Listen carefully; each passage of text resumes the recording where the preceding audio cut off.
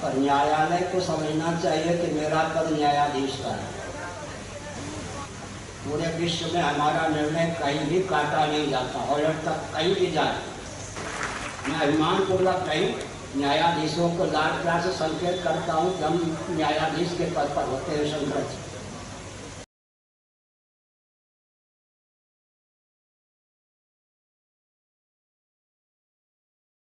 बहुत अच्छा उदाहरण है। आप शूद्र और अनुचित की बात छोड़ दीजिए, मुझे ले लीजिए क्योंकि आजकल ऐसे प्रश्न का उत्तर देने में न देना भी अनुचित है और दे दिया तो बस जेल में हथकड़ी ही इसलिए सुप्रीम कोर्ट तक भी कोई फांस न सके और सारी बात आ जाए, वो शैली तो अपनानी पड़ती है, समझ गए? नहीं तो हम तो रोज़ ही जेल में जाएं। मैं सन्यासी हूँ, आप शूद्र और दलित की बात छोड़ दीजिए, ब्राह्मण कुल में उत्पन्न, फिर शंकराचार्य का पद, लेकिन मैं भोजन नहीं बना सकता, मैं अन्न नहीं परोस सकता, मैं जल नहीं परोस सकता। परिस्थिति अलग हो, चक्कर आता हो, हमारे स्वामी जी हमको जल देंगे, हम नहीं लेंगे, ये भी सन्यासी, हम भी सन्यासी, तो क्या हम अछूत माने गए? या हमारे साथ अन्याय माना गया है? ये तो नहीं है ना।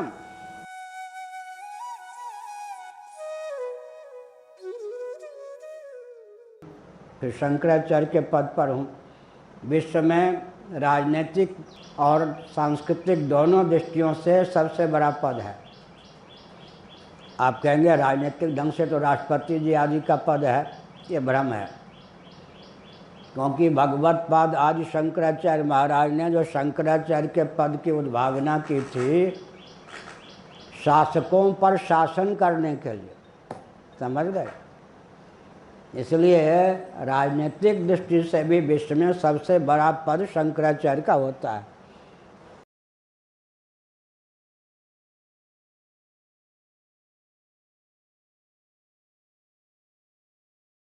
आदित्यनाथ जोगी जी, आपको कष्ट नहीं होता है?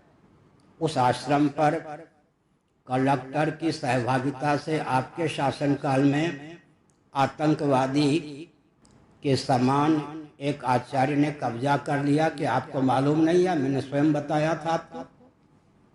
आपके शासनकाल में हमारे एक आश्रम पर कब्जा कलेक्टर ने करवाया, आप चुपचाप देखते रहे।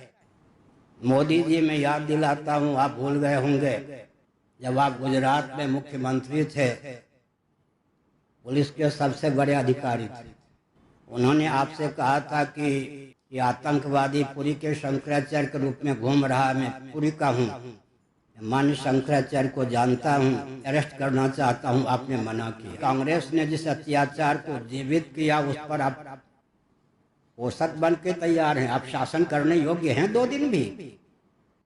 मुलायम सिंह जी, आप जीवित हैं, ध्यान दीजिए अपने पाप पर। आपने 4 आतंकवादियों को शंकराचार्य बना के घुमाया था अपने शासनकाल में। उन शंकराचार्यों को भी दंड दीजिए जिन्होंने मेरे विरोध में रामालय ट्रस्ट में हस्ताक्षर न करने के कारण एक आतंकवादी को शंकराचार्य के रूप में ख्यापित किया। बिल्कुल साधु वेश में रहने पर भी वो शंकराचार्य नहीं, दंड के पात्र है।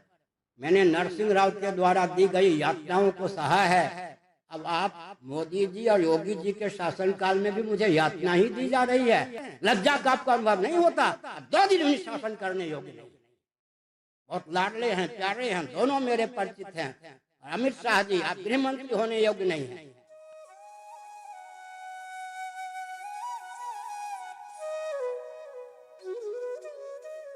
पूरे भारत में जितने दल अराजक तत्वों को आचार्य के रूप में घुमाने के पक्ष में, सबको रसातल में पहुंचाऊंगा। मैं परंपरा व्यक्ति हूँ, शाप नहीं देता हूँ, लेकिन प्रहलाद से कम क्षमता हम में नहीं है, आप समझ लीजिए।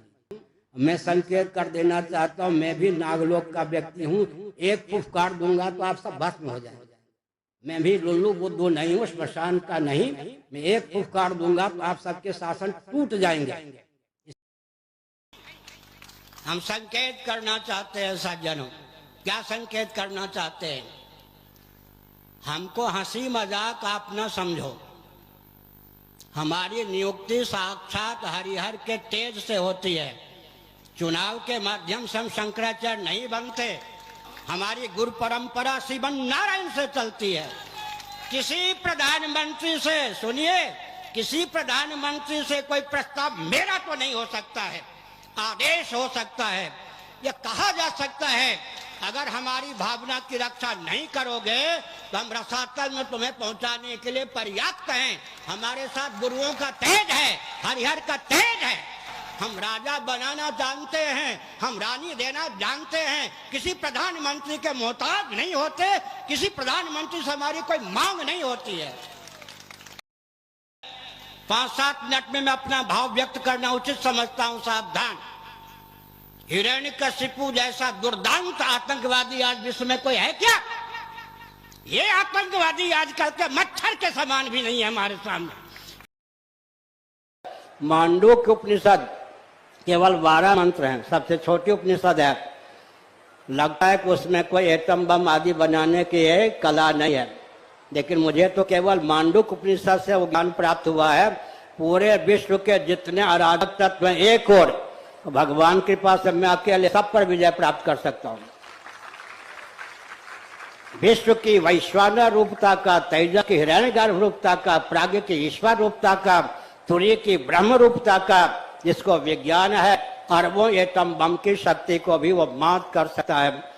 कल्पना कीजिए आज के दौर में तकनीक का इतना विकास नहीं हुआ होता। तकनीक आज से 200 साल पहले जैसी होती।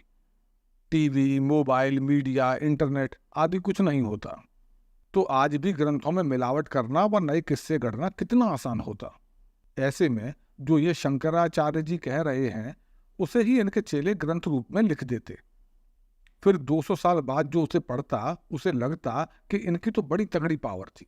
यह तो शासकों पर शासन करते थे, न्यायालय से भी बड़े थे।